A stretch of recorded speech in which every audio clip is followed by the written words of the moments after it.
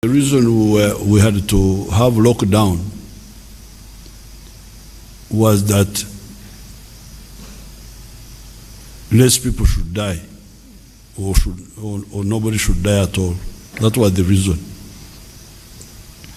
And as you can see, the figures are here. The infections are now in a month.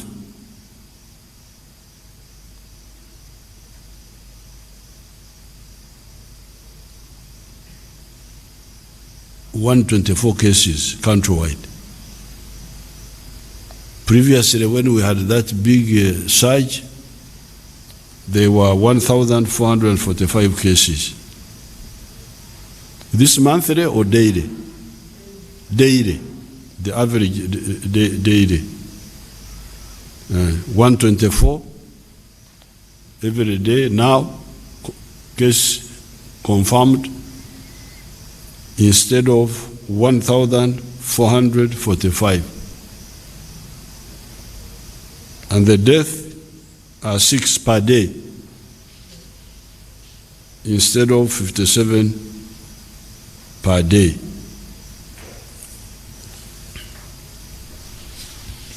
As of 22nd September 2021, the country had registered a total of 122,502 confirmed cases and 3,135 deaths. Additionally, the current admissions stand at 340 in both public and private facilities. People who are in hospitals are now 340. And we remember when we had these very high cases, there was no space in the hospitals because all the beds were full. But now you hear that because of the tough measures we took, now only 340 people are in hospital at one time. That means we have got spare capacity of beds because now we have got more than 4,000 beds. So when we were, and by that, the other time when we had people were crying, they had no space in government hospitals. They had to go to private hospitals which were overcharging them. It was because the number was higher than the 4,000 beds. But here you are now with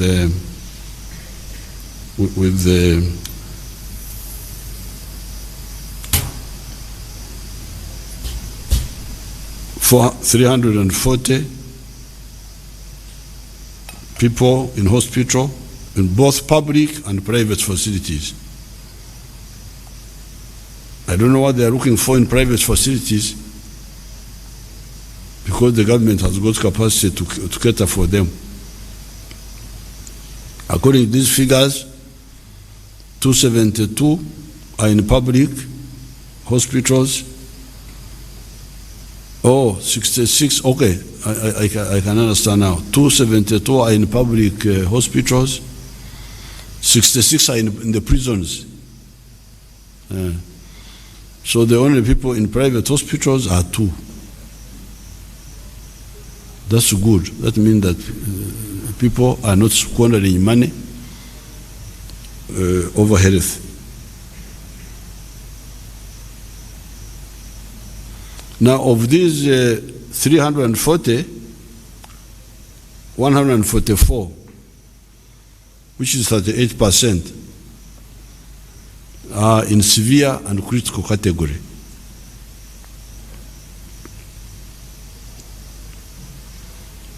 Now, I would like the staff to show you the curve, how the whole thing has come from the beginning to today. Show us that curve, please.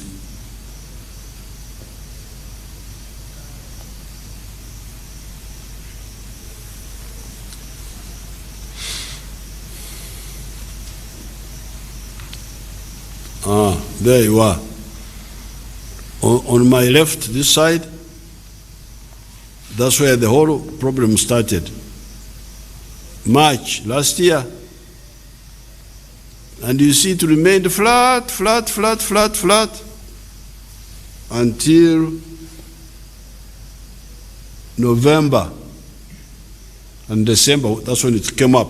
Because you remember November, December, we had rebels,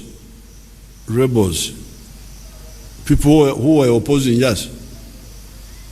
We were telling people, please don't congregate. You remember that was during the elections. And some other prophets were saying, no, congregate. There's no problem. Museveni is a dictator. He's stopping you from democratically infecting one another. So, people listened to the false prophets.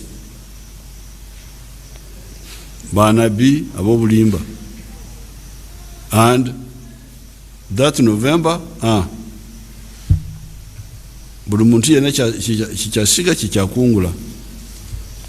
Whatever you sow, that's what you reap. So, there you have the figures. Then we shouted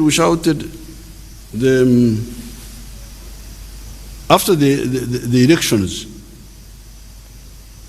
But it was coming down because you remember we even cancelled campaigns in Kampala and Wakiso. Yes. I was advised that if you have campaigns in Kampala, although I was using indirect campaigns, consulting only leaders, but I was advised by these experts, please don't, even that indirect, that meeting of leaders, don't do it. Just speak on the radio. So, because of those measures, and arresting some of the troublemakers, because you remember we had to stop them from what they were doing. From after the end of December, started coming down, and for February, March, April, it was almost zero. Almost zero. And you can imagine that, put the graph again, please. You can imagine that from March 20th to 21st May this year, a year and 2 months, the people who died were only 340 or something like that. In 1 year and 2 months of big trouble. But because of the false prophets, people didn't listen to us. So, there you are. That big mountain you see, that Rwenzori, that's what happened in June. Up. And you remember that's when we had to come in and say, please, lock down now. You remember? Lockdown. And because of the lockdown, by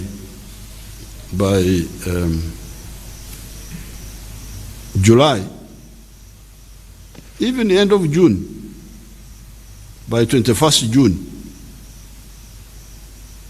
it was coming down. This 21st is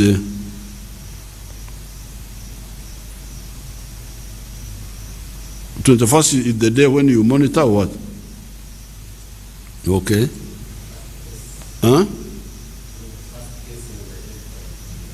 Okay. Or the first case was, so you used 21st. Oh, okay.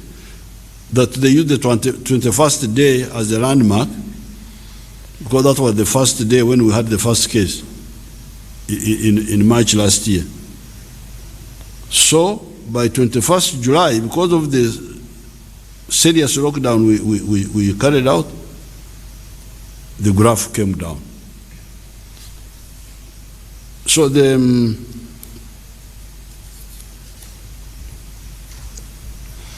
following the previous wave, you can remove the graph now.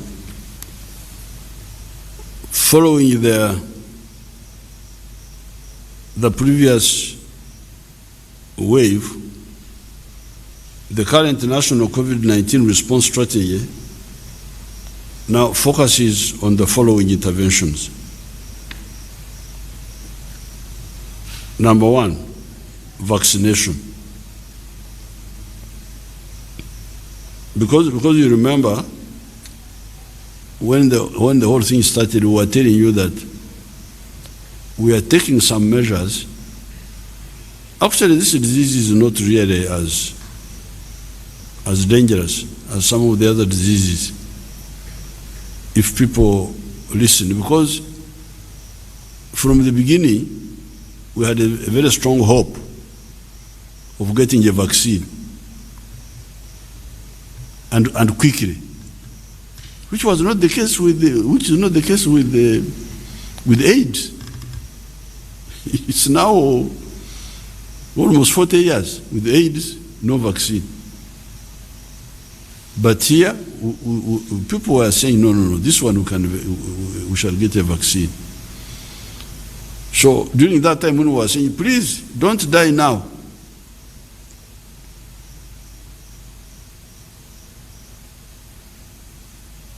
Other safety measures are coming, including vaccine and maybe even cure. That's what we are telling you. Don't die, please. Begging people. Don't die. Just be patient. Stay at home.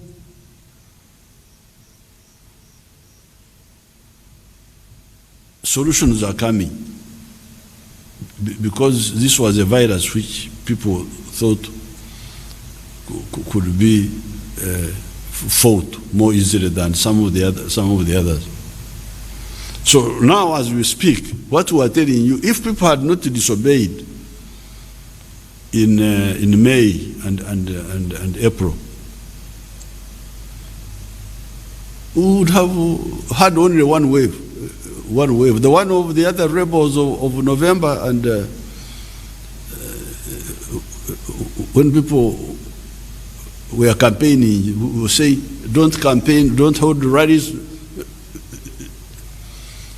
They were saying, we are dictators, we are stopping people from gathering.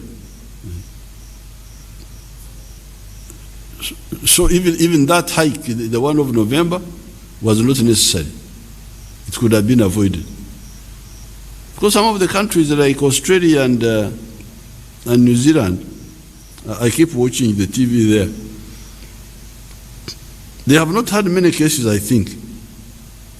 Of course, they are isolated, they are very far from other countries. So, we could have avoided the first wave, we could have avoided the second wave. And avoid in order to wait for a solution. A solution which is a number of solutions. So that you can resume your normal life. And what are the solutions? Number one, vaccination. In record time, the world now has got vaccines. Not one, not two, a number of them. Government continues to carry out extensive mobilization of COVID-19 vaccines.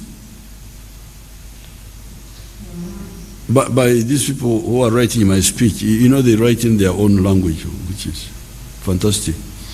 So when you hear mobilization, don't think that they are holding rallies or what. What they mean by mobilization is gathering that we are continuing to gather. But for them, they call it mobilization. I'm reading the experts' speech, but I'm putting on my few words. So the government continues to carry out extensive efforts of acquiring and gathering vaccines. That's what they call mobilization. Vaccines, and by the end of December 2021, we expect about 12 million doses as shown below. Pfizer, 1.6 million. That one is already received. We have received it. 1.6 million. We received them on the 20th of September, a few days ago. Moderna, 647,000 received on the 6th of September 2021. These two are from the USA. We thank our friends in the US. From France, we are expecting, we have received AstraZeneca, 500,000, 22nd of September, which was like yesterday. Tonight. These are coming tonight. Belgium sends us another AstraZeneca, 344,000. Again tonight. China, Sinovac, 700,000, 30th of September, in a few days. USA, Pfizer again, 3.4 something million, end of October. Johnson & Johnson, 1.2 million, end of October 2021. Sinopharm, China, 2 million, end of September.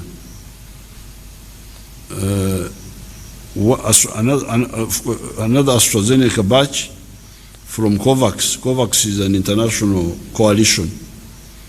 1 million, mid-October 2021. Ireland is sending us 350,000, mid-October 2021. Belgium, Johnson & Johnson, 100,000, end of November. So, by end of November, we shall have received almost 12 million vaccines. Now, these vaccines are two types. There is the one of Johnson & Johnson, the 1.2 million. That one is one dose. You get one dose and it's finished. So this one will cover 1.2 million people. The others, they need 2. So if you have got 10 million of these, that means you will cover 5 million people. So these vaccines here will cover more than 6 million people. Johnson & Johnson will cover 1.2 million. The others, 10 million of them will cover 5. Now,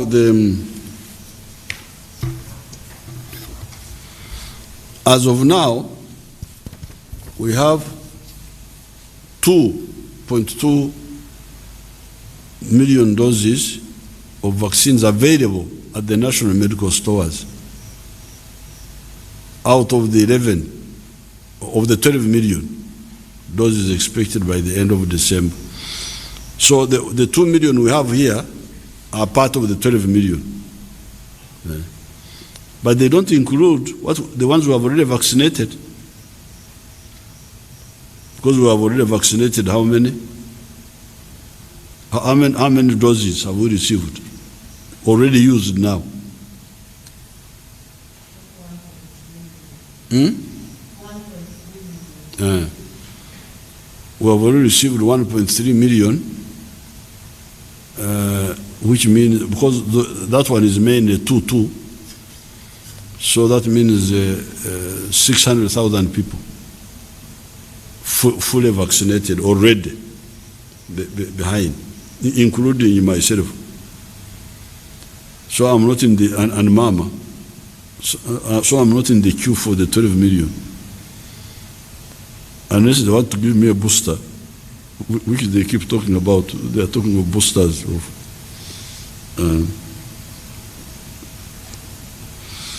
In regard to the vaccination strategy, the following are being undertaken. Scaling up vaccination for all the eligible Ugandans aged 18 years and above, approximately 22 million. So, I will explain that later. So according to the present strategy, we want to vaccinate everybody above 18 years old. And these ones are 22 million.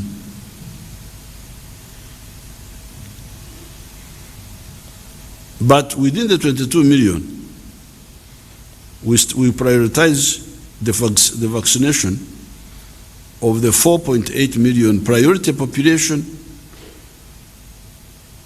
Why are they priority? Not because they are better human beings.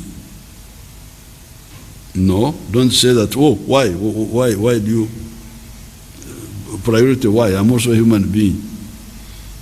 Not that they are better human beings. No, but they happen to belong to different categories, which are more exposed. Who are these 4.8 million? Health workers. Although some of them have some issues, but really the medical service must be commended. The medical service of Uganda must be commended because they have really fought. Some of us fought our own wars.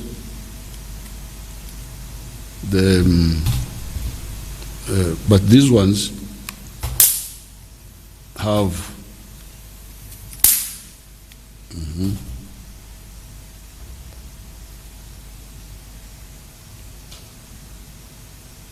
these ones have fought their own war. This war for us, they have fought for us. Because they are always risking their lives. In many parts of the world, health workers have died. Especially in some of these big countries, they have died, a lot of them. Even here, I think, next time when I come, I will be able to give you figures about the health workers who have died because they are on the front line of the war. So therefore, although we are aiming at vaccinating 22 million, we must start with some people who are near the fire or who have got some special reasons. So health workers, teachers, you remember we want to open schools. We want to open schools. But in order to open schools, you must deal with the teachers and the staff who work in the schools, the adults. The reason we start with the teachers is because, according to the behavior of this disease, even when children get infected, they don't become very sick. Sometimes they don't get sick at all. Sometimes even if they get sick, they get cured. Even some of my staff here were infected. But some of them didn't even have symptoms. Very few had symptoms, but we never lost anybody here. We never lost anybody. Because of their carelessness, we were telling them, the ones in the press, those are veterans. They have been infected, they are veterans of infection, the press ones. Even some of the people, even the ones in our kitchen and household stuff, they got infected. But none of them got very sick. Some did not even get symptoms. So the young people seem to have been able to cope with this disease better. That's why, therefore, we say that if you want to open schools, start with the teachers, the adults, and also the other people who are working in the school system, the bursars, those adults working in the schools. Then security personnel. Oh, those ones are in trouble because they are on the road stopping borders. That's how they get exposed. Operating in the field for UPDF. So those must be vaccinated, the security personnel. Elderly of 50 years and above, those ones are the ones who are vulnerable. And when you hear people, even here, many of the people who have died, these 3,000, many of them are these elderly, middle-aged, even not very elderly, middle-aged. We have lost some. I know somebody who was 49 who died. Then those below 50 years, but with comorbidities. They have got, he's below 50, but he has got diabetes. I don't know about these sickle cells. How is it? Is it very vulnerable?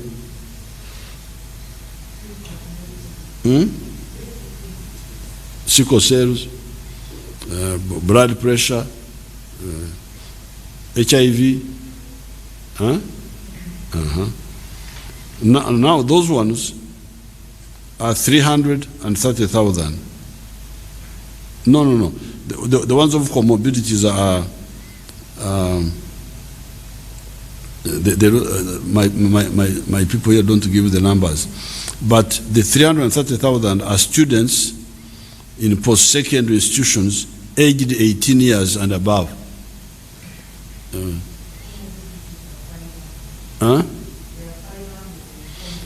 The comorbidities are 500,000. So these ones total 4.8 million. We are aiming at vaccinating 22 million. Why? Because they are above the age of 18. But within that, we are starting with the 4.8 million. Why? Some are health workers, they are on the front line. Others are teachers, they are on the front line because they are dealing with so many young people. The children will kill the teacher. They will kill their teachers. They will kill their teachers. And we don't want the children to kill their teachers. And we don't want the children to kill their parents. You see, the children, they get infected. Either they don't get sick, or even if they get sick, they survive. But they go home, kill the parents and the grandparents. Here in the school, they kill the teachers. So what are you doing? So that's why we are saying we shall vaccinate the 22 million. But let's start with the 4.8 million. Who are the 4.8 million? The health workers, the teachers, the security personnel. These ones on the road all the time. The elderly people above 50 years. And the students in schools who are above 18. And these are the ones in the post-secondary, not the ones of the secondary. Post-secondary, there are 330,000. Therefore, I now direct with immediate effect that all other diseases, cows, you know cows? Don't think they are cows, the other cows. These are CAOS, Chief Administrative Officers. DHOs, don't confuse them with DHL. They know there was also a system. These are district health officers. Must carry out intensive mobilization for all eligible priority groups to go for vaccination. They should in addition ensure that no vaccines are wasted or left to expire. Because now there's a problem that the vaccines may expire because they are sitting there in the districts, and the other disease, I don't know what he's doing, he's sitting there, driving around in the district headquarters, and then the cow, the cow is also cow there, and the DHO. So this is not acceptable. If any vaccine expires in your area, I will deal with you. I will dismiss you. If you are a DC, I will dismiss you. If you are DHO, I will dismiss you. If you are this other one, cow, even the cow. People, we want to open up. People are crying to open up. The method for opening up is there, but you don't use it. And you are in charge of that area. You will be dismissed.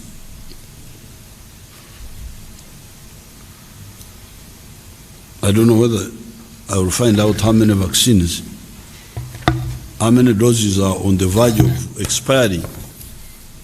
Do you have the number? You can tell me before the end of the meeting. So, therefore, our strategy now, because the other time we were saying, you know what we were telling you, don't congregate, all that continues. Don't congregate, sanitize yourself, sanitize documents, put on masks. That one continues, even now. But in addition, we are now adding vaccination. So let the vaccinations be used so that these 4.8 million people are vaccinated, the vulnerable.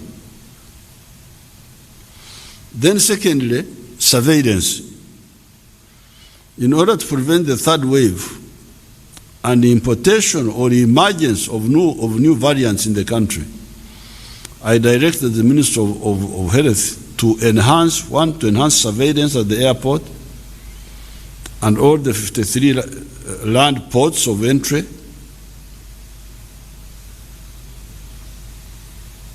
These people are using the word ports, but don't think it is Nyambuchiro. Don't think it is Omwaro. By port they mean entry point. Because there is no Mwaro at Busia, there is no Mwaro at Marava. So don't when you hear port, say, oh, port. Here they mean entry point, which could be airport, could be land border point. There are a few landing sites also, like Jinja. So enhanced surveillance at the airport and all the 53 land ports of entry. Government will establish testing facilities at the airport and all land border points of entry. In the interim, not more than 2 weeks, the private laboratories will continue to test the incoming travelers, because we are phasing down the private, because the private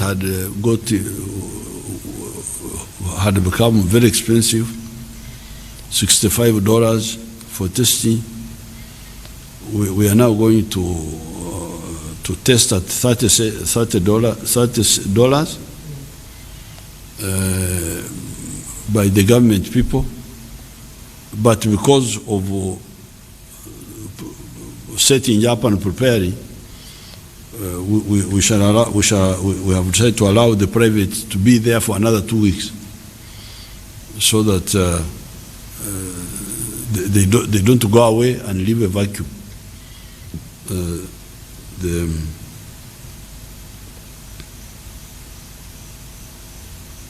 Now, secondly, the UPDF and Civil Aviation Authority will support the Ministry of Health to complete the modification necessary for installation of the testing facilities and to carry out the surveillance processes.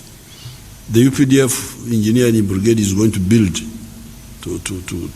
build shelters for these government testing units at the airport, but maybe also at other places.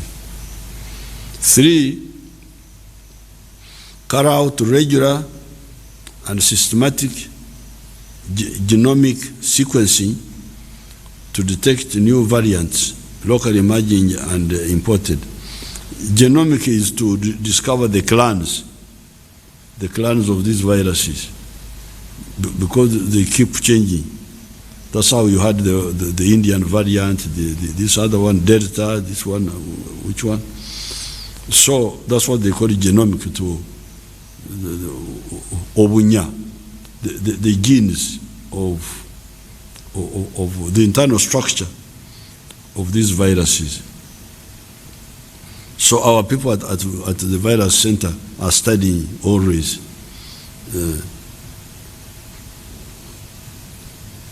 Work with the Ministry of Education and Sports, support head teachers to carry out surveillance and early reporting of suspected cases in schools to the district and city task forces. Now, in the past, some teachers were hiding this disease. Something happens and he hides because he doesn't want the school to be closed. This is a very serious offense.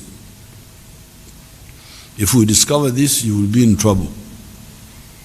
I think I even saw some amendment of the laws to amend the laws to send people to jail for hiding pandemics or spreading them. Or I don't know how far that law has gone. We pass it in the cabinet, or I saw the document somewhere. Next week, yes. But for now, I would have to use even the existing law to deal with anybody who hides sick children in schools. Report. Report.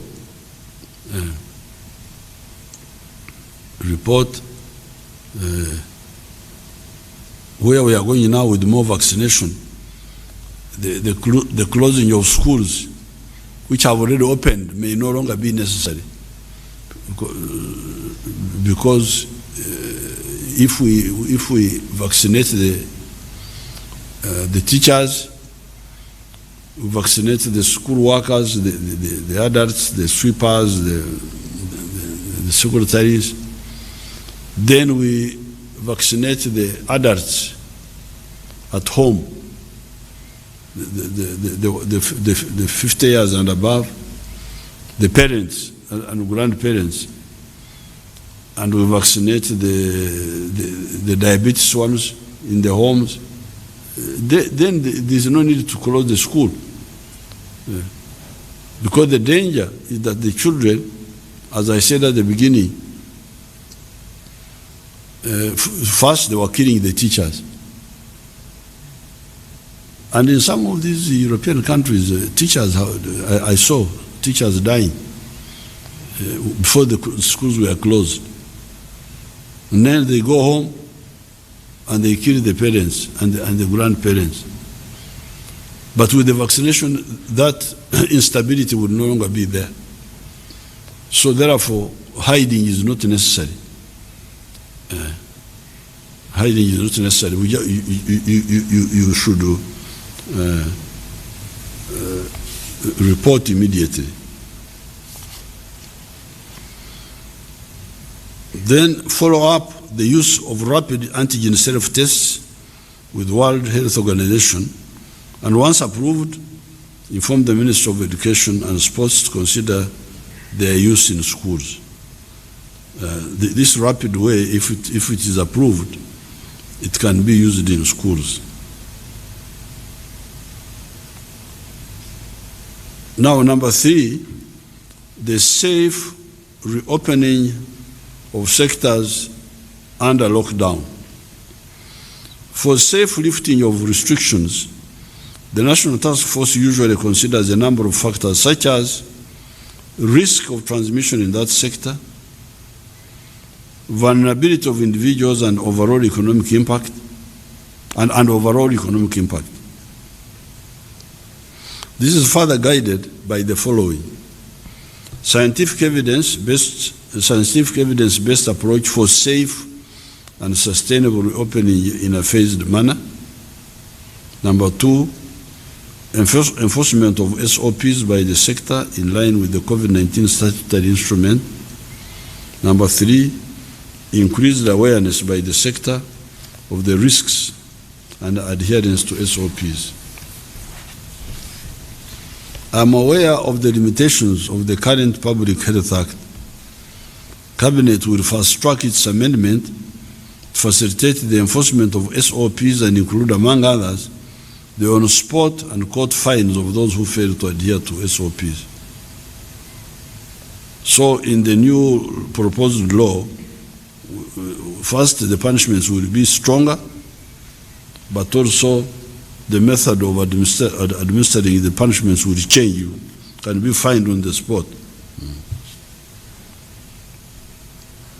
In this regard, the National Task Force has reviewed the sectors that were pending lifting of restrictions, and I now direct as follows.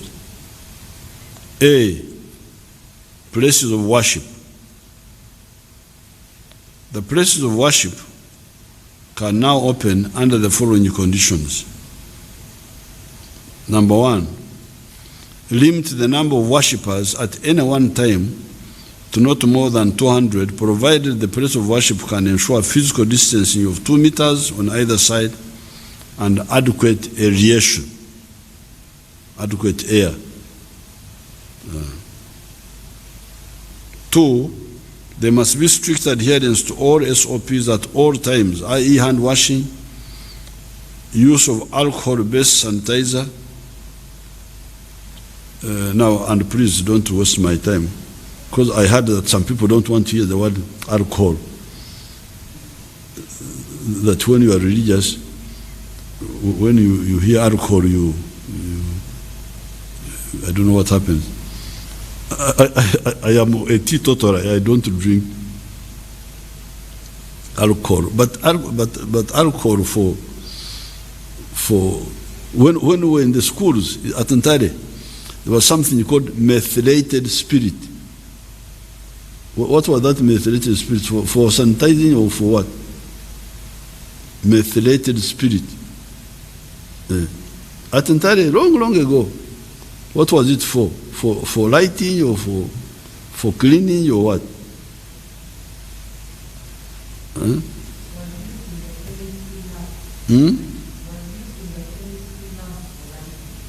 For lighting. Oh, so that is the spirit. And ethanol, we are using it in vehicles. Ethanol, we use ethanol in vehicles. So please stop. In Runyankore, we call it obhabe to get lost in things which are not. Alcohol can be used positively. After the alcohol is used, wine is used for communion. So here we are talking of alcohol-based sanitizers, because that alcohol kills virus, kills bacteria. It is a cleaner. So when we say SOPs, alcohol-based, please don't mix it up and say that it is religion and so on. Temperature monitoring and consistent wearing of face masks by all congregants, including the choir and the preachers. All of them must put on masks. The preacher and the choir. Here I'm not using the mask because I'm very far from all these people. And there are very few people around. That's why I'm not putting in the mask. No congregation for worship after curfew hours. No night worship. The 200 persons limit, physical distancing, and all other SOPs should be respected even during special occasions, e.g. weddings, funeral services, confirmation time for confirmation.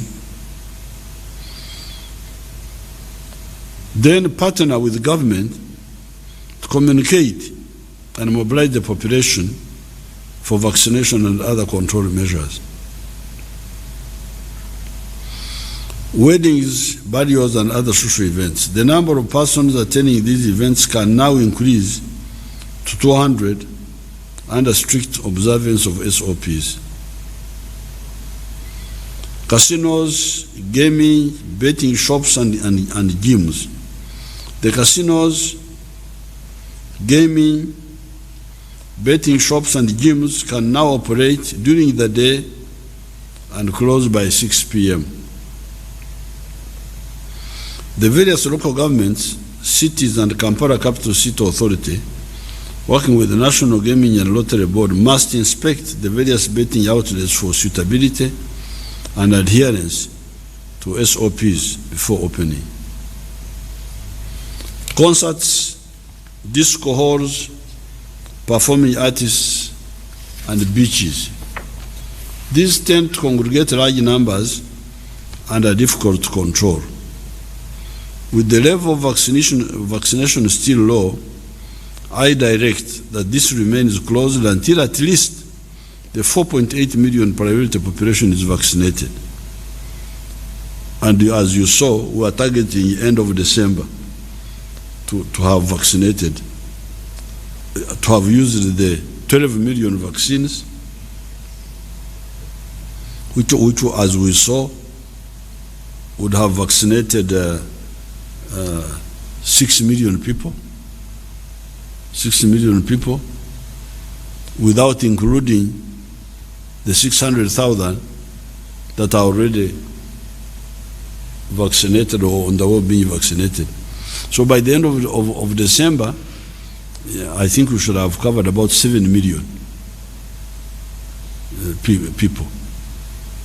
We who are already vaccinated, the 6 million who will be vaccinated with this 12 million vaccines. The Johnson & Johnson 1.2 million, that one Keta is 111. Then the remaining 10, they cover 5 million, 2. Plus the ones already vaccinated. So that once we vaccinate the 4.8 million, then the concerts can start. Bars are high-risk areas where individuals have no sobriety to observe the SOPs. Because the Wanyankole say, wabuzo muri so Ruiko. Ruiko is the stick which the Wanyankole used to mingle millet, the one with the flat end, and Ruiko. Now, if you ask a herdsman, the one who was looking after cows in the bush, where is the Ruiko? He was not in the house. He doesn't know where the Ruiko is. So you cannot go to a bar and you expect soberness. That I went to a bar and I found people were sober. They were social distancing and they were putting on masks. The bar is opposite of sobriety. Because even walking is a problem. When you call it Okharuza, you find somebody talking alone. So the bars, because of that problem,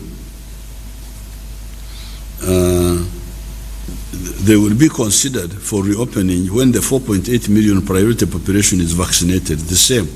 End of December, when we have vaccinated the 6 or so million people, then we can. Then they can go even if they are staggering in the. And maybe we should vaccinate those barmaids and all those should be part of these priorities. Cinema and Vanda, this should remain closed as the local cinema halls are areas of immense crowding and mostly have poor aeration and are designed to have artificial ventilation systems.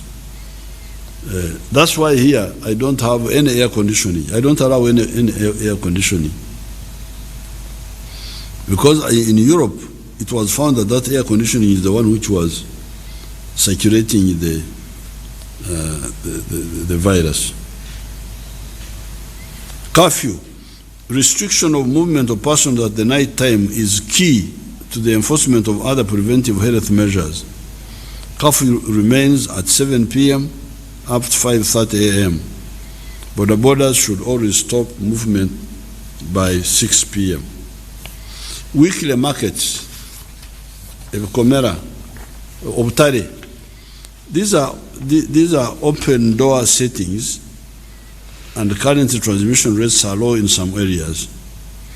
These can be opened with strict adherence to SOPs and the curfew hours except for current hotspot districts: Soroti, Kampala, Karungu, Kabare, Kumi, Tororo, Guru, Noya, and Yumbe. So in other words, the weekly markets can open in other areas and they observe the social distancing, the masks, in all the other areas except in Soroti, Kampala, Kalungu, Kabare, Kumi, Tororo, Guru, Noya, and Yumbe.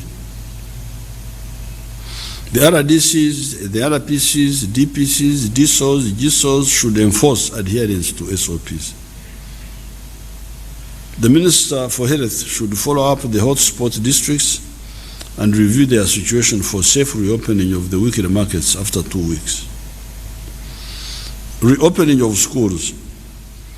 Infections in children below 18 years are often mild and they recover quickly. However, many of the 15 million learners are day scholars who once infected go back home and infect their parents and grandparents that may subsequently die. This was observed during the second wave. To avoid a similar scenario, the National Task Force on several occasions considered conditions for safe reopening of schools, which included vaccination of teachers, vaccination of non-teaching staff, vaccinating the 330,000 students aged 18 years and above, plus all the other priority population. In other words, the 4.8 million or 7 million to be vaccinated, so that once that one is done, then we can open the schools. I saw some people, I cannot believe why people really, I don't know whether it is, I saw some people arguing the schools. Yeah, but the main problem, no, I even heard somebody saying, why do you keep children from going to school, and yet for them they don't get sick? Even if they are infected, they are not a culprit. They are not a culprit category. They don't die. But you are forgetting that the majority of our learners, as I said in the statement here, are day scholars. If it was boarding, and we vaccinate teachers and the other adult workers in the school, we could open and they stay in the boarding school, knowing that the children, even if they get sick, they will somehow survive. But the problem is that the majority of the learners are day students. They study, go home. They are going to wipe out all their parents and their grandparents. So we are going to end up with the situation we had in the 1980s of children-headed homesteads. When AIDS finished all the parents, this time, at least AIDS had one good thing. It was killing only the sexually active. It would kill the parents, but the grandparents would survive. So you would find a homestead because the grandparents were not sexually active. They were retired. So you would find a home with the children and old people, old women. This time, there will be no old person. It will only be children in the home. So why do you take this risk? Why would anybody suggest that we take this risk? What are you looking for really? Are you serious? These adults are the constituents of Mafabi. You know, we have got our member of parliament. Mafabi, is the chairperson of our league. The 165 and above. When we last checked, there were 3 million. But if you include the ones of 50 and above, then the number is much bigger. I don't know how many there are from 50, because the one of the Mafabi's constituency, there are 3 million, 65 and above. They are the ones who vote for Mafabi, and the other, our lady from the elderly, they are in parliament, 5 of them. They were voted for by the 65 and above. But if you add the 50 and above, it's a big number. It may come to 5 million or something like that. So the argument against opening of schools now is, now, yes, we are vaccinating the teachers, we are vaccinating the school workers, adults, but the parents at home, are not yet vaccinated, and the grandparents. Are we going to kill all those people? Just because we cannot wait for 2 months or 3 months with the solution which is there now, solution of vaccine. Yeah. Why not vaccinate the 4.8 million, which includes all the people above 50 and the ones below 50 but who have got underlying sicknesses. So therefore,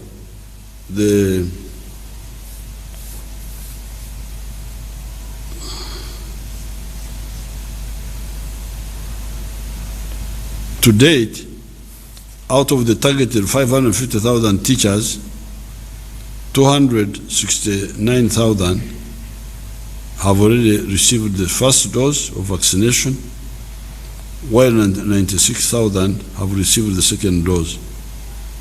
This leaves a total of 280,000 not yet vaccinated at all.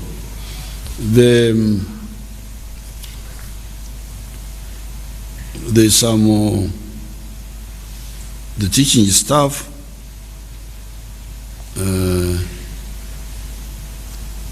by 30th of July, only 161,000 had been vaccinated.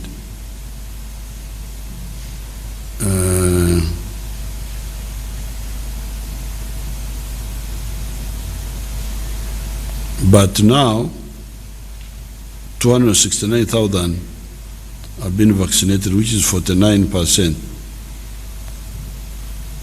Some local governments have done very well. For example, the data from 81 local governments education officers on 17th of September indicated vaccinations of teaching staff in 51 local governments was above 60%. The highest performing local governments include Kariro, 100%. Kariro, they have vaccinated all their people. The teachers, Bunyangabu, 100%. Apache, 98%. Kotido, 98%. Ibanda, 98%. Pakwach, 93%. Namsindwa, 92%. Ruchiga, 92%. Kanungu, 92%. Kabade, 91%. Apache, municipality, 90.5%. Masaka, 89%. Butevo, 84%. 84.6%. Ntungamo, 84.7%. Chivale, 88.4%. Busia, 88.4%. Kazo, 83%. And Iganga, 82%. So, some of the districts have been serious, and this is on the way, one of the ways to work for the reopening of the schools safely.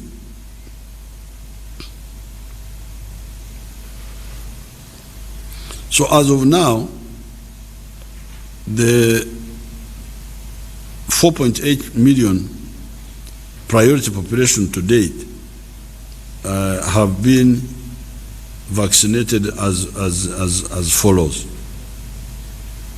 The teachers are 550,000.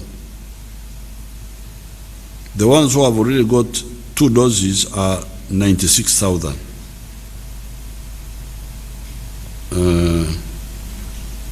So we need to vaccinate all the 550,000 with the 2 doses. The ones of 50 years and above, they say they are 3.3 million. I'm surprised because the ones of Mafavi are 3 million. You better check these figures. Be careful with them. Because Mafavi's group is 3 million. So if you include the ones of 50, it should be more than that. The comorbidities are 500,000, the ones who have got other sicknesses. The health workers, 150,000. Security personnel, 250,000. So the more work needs to be done. But what is for sure is that by the end of December, we shall have gone very far with the two doses or one single dose of Johnson & Johnson. I now direct as follows. Post-secondary institutions of learning to open with effect. Post-secondary means universities, means technical schools, means teachers' colleges, post-secondary institutions of learning to open with effect from 1st November 2021 on condition that all teachers and non-teaching staff are vaccinated. The 330,000 students aged 18 years and above in post-secondary institutions should be vaccinated as soon as possible. So these ones, you will have both the teachers and the staff and the students all vaccinated.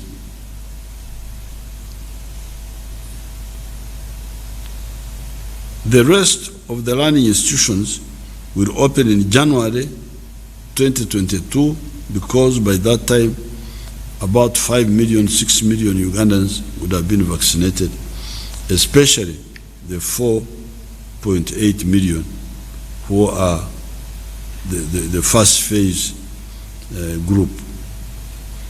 I call upon all teachers and support staff to get vaccinated as soon as possible to enable safe reopening of schools.